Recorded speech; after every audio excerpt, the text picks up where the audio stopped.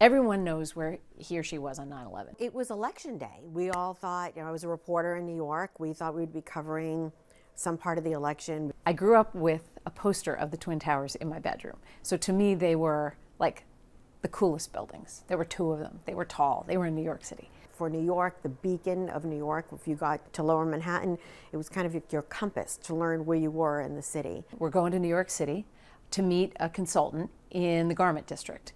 And so we left Boston probably at 7:30 in the morning, gorgeous morning. I sat by the window and we flew close enough to Lower Manhattan so that I could look out and I could see the towers. We weren't in the car 2 minutes when I looked up and said, "What's on fire?" And it's becoming apparent this wasn't a coincidence, this wasn't just an accident. Something else more sinister was going on. We'd been under attack and nobody knew what was going to be happening next.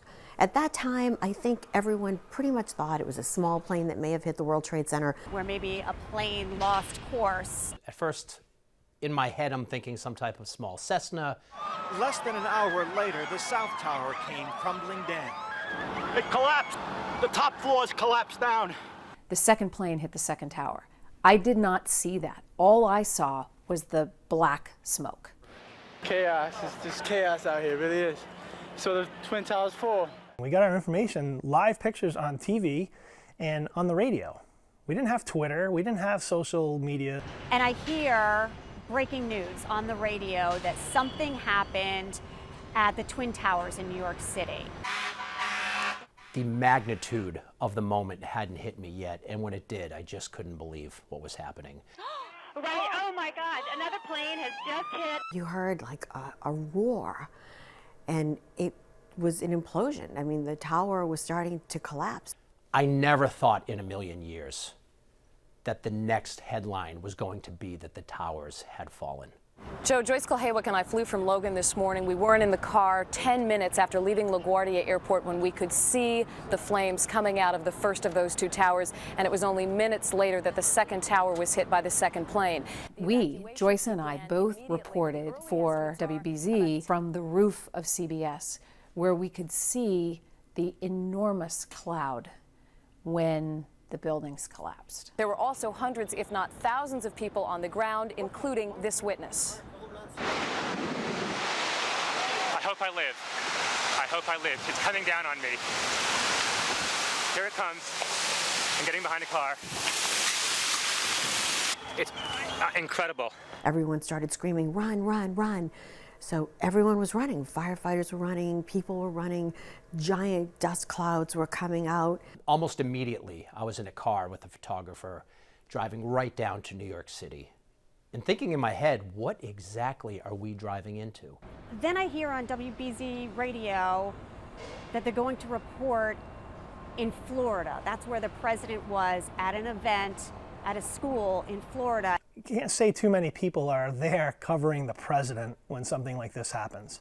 When they came to whisper in the president's ear, we were under attack, and I didn't know. I didn't know what to do.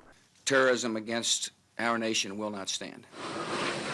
I locked my camera in, and I got Air Force One taken off like shortly after it took off, and I rolled on it for probably 25 minutes to a half an hour because, I hate to say it, but we thought that that plane was the next one. There are many more area families grieving tonight. On 9/11 itself, I remember standing on the top of the parking garage at Logan Airport. Many people here have loved ones who live in New York. We were sent to the Hancock building at first because all of the high-rises were being evacuated. It's in cities across the country, and at the time, the Hancock here was the tallest building in the city at 60 floors. For me, it's the people that I met. It's the images from that day and the days that followed.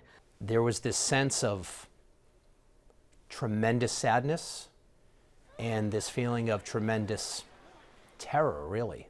The angst on people's faces to know what happened to their loved ones. So much has changed in the way that we live since that one, since those terror attacks. Maybe because it's the 20th anniversary, I think it is harder this year. I think reflecting on it and thinking about it and what happened that day and how we came together afterward, I think all of that just feels more poignant this year. Americans united.